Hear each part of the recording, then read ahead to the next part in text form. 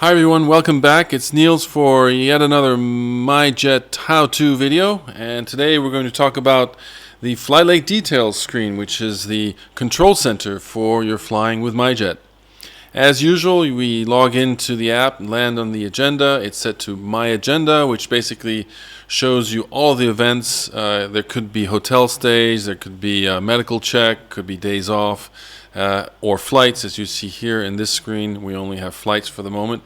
It gives you already a synthetic vision of what the flight is. From to, it's the tail number, 2 passengers, still planning stages, not confirmed yet. It's a private flight, and you're flying as, well, I'm flying as captain. There you go. Tap on the flight Lake Details. So, a lot of information here, a lot of things you can do, still down there as well. So what we're going to do is approach this section by section. The first one at the top is what we call the cartouche, and it allows you to navigate. Now, you see, I started out from the agenda with My Agenda, so it's My Flight Legs. By the way, you could also go all legs, trips, certain tail numbers, and filter the flights that you see.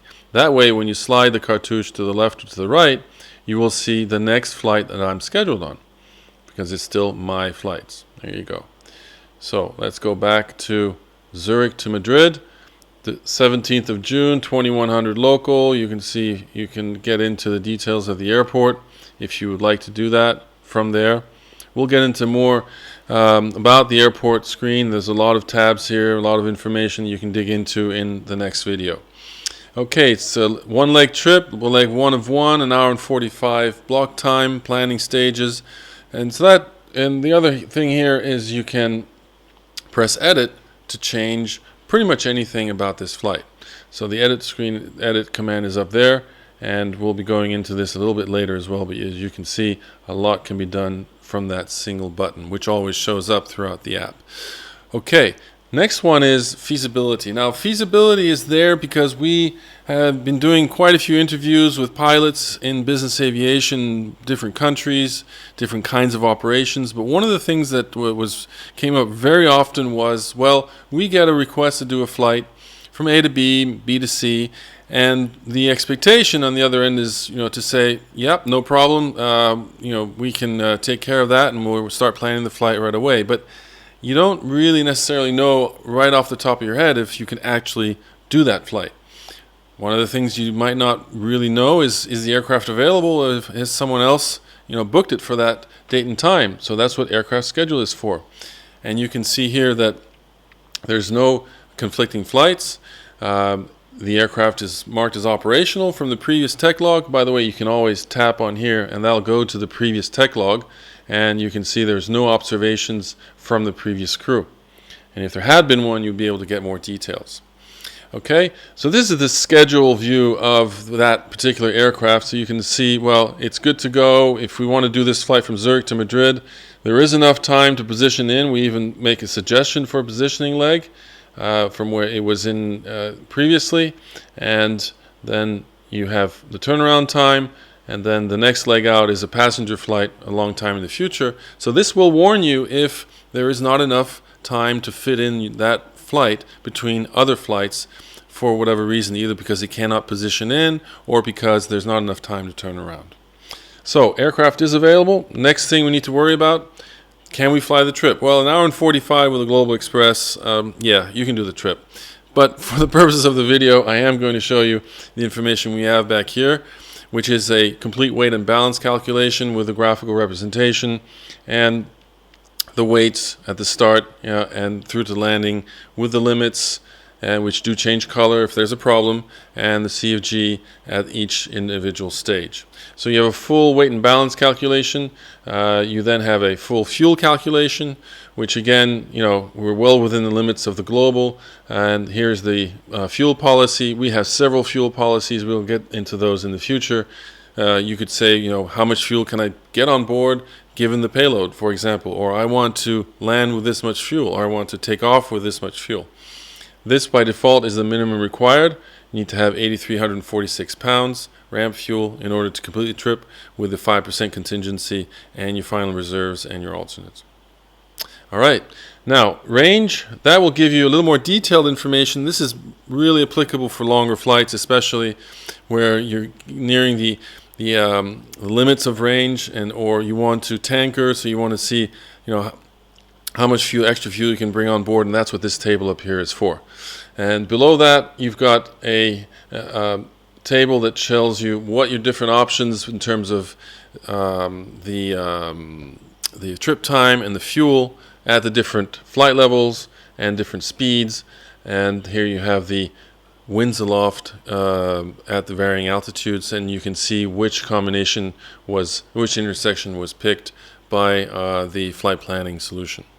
So that then tells you we're good to go, right? We have the range, carry the fuel, no problem with payload.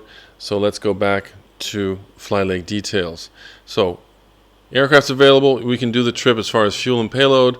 Now what about the airports that we're going into? Well, obviously Zurich is a good airport, Cat 3A, no problems there. But you do have to have handling in a slot, so that's why it's orange. And same thing with Madrid, also no issue there with the runway and so forth. Otherwise, you would be warned. As you can see, there's a requirement here of 2670 feet. And but it does, again, warn you about slot and handling. So those are things you can solve easily. That's why it's showing up in orange. Next, crew. Anyone available to fly? Well, yes, you can see right away. There's plenty. There's 5 plus 1 already scheduled because it's in yellow. Second in command, cabin attendant slots are empty, but you can certainly fill those with people.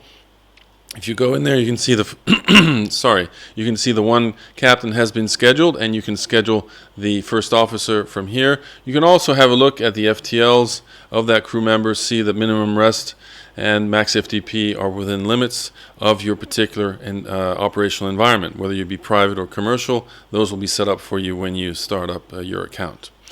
Okay, so let's hide that, and we'll go back. So this means we can basically do the flight. Of course, there could be permit issues, things like that, that might make it difficult. But from an operational perspective, you can do the flight. Next step, let's get ready. Order the services that you may need, get the permits you may need, and then put in the passengers, do the planning, the route, the weather, and the NOTAMs. So we can look at services.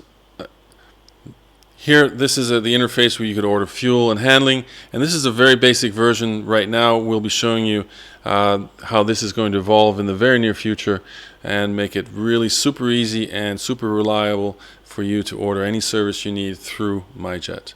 Permits, well, probably for this flight here, you don't need any permits because that's the way it is, but if you go back, for example, you need an overflight for the US if you're going from Canada over to Alaska, and so on. So it will tell you which permits are required for that specific flight anywhere in the world. Next step, and by the way, you'll be able to order the permits right there just by pressing the button, placing order, and then we will handle the getting the permits for you. Okay, passengers. Right now we don't have any passengers in, and I'll be showing you in the next video how to go through adding them. But the CRM functionality of MyJet, you'll see how that works with preferences, and you store all the passengers so you don't have to re-enter the information twice. It's very cool.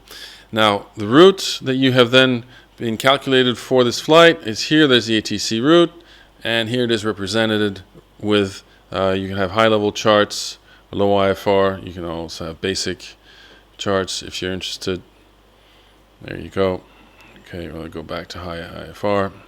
Okay, and then you have the flight plan screen where you'll be able to file the flight plan directly from the system.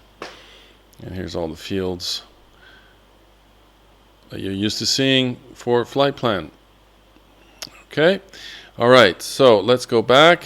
So we covered the route, the flight plan, the weather. So you've got text weather here. It's just double checking to get the latest update. METAR's task for departure, arrival, en route airports. Everything you need. And then NOTAMs, same thing. Also departure, arrival. You have your NOTAMs right here in the screen. And we will filter out the NOTAMs en route and FAR so you don't get the ones that are low altitude. But you can say I don't want to see any NOTAMs below 18,000 feet, and we'll filter those out automatically for you to simplify, going through all these. Okay. And then you also have the option of generating charts. You could generate from here charts such as the winds aloft, SIG weather, cross-sectional view, and those will then be saved within the app and on the server side, so that for future reference you'll always know what the weather information that you had was at the time of the flight. Weather, no temps we just looked at. So now you've found the flight. Can we do it? Let's prep. And now these are the characteristics of the flight. It's private, there's a call sign, there's the planned flight time, and there's no bias introduced in the flight time by yourself. It's flight level 310, we've got 26 knots headwind, 689 ESAD, and 730 nautical miles actual distance. It's going to burn 6,448 pounds of fuel, Mach 85. And here we have the route, 689 ESAD and 730 nautical miles actual distance. Trip fuel, 648 pounds, speed Mach 85.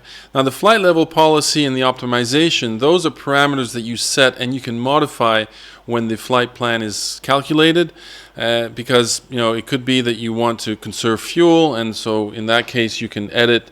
And we'll go to our favorite edit screen here, and you can see that you got the route optimization that you can change time, distance, or fuel. Now if you do that, that will recalculate the flight plan and take into account the optimum speed and altitude so that you consume a minimum amount of fuel. And the same thing for the flight level. You could decide you want an exact or the highest possible, up as closest to your suggested flight level, or the optimum given the winds and temperature conditions that are prevailing at that time or forecast at that time. Okay, so we can go back here, and so alternate 1 and 2 will be set here. That was also in the previous screen. And now down at the bottom you would set your actuals. As soon as you set your actual, a message will go out to those people you have designated as recipients of movement messages. And of course, the arrival handling will also be warned of your new scheduled arrival time. So that's pretty much it. As you can see, there's a lot of departure points from this single screen, off in different directions in the system to manage your flight, to check, make sure it's doable, to prepare for it, and to have all the parameters of the flight at your fingertips.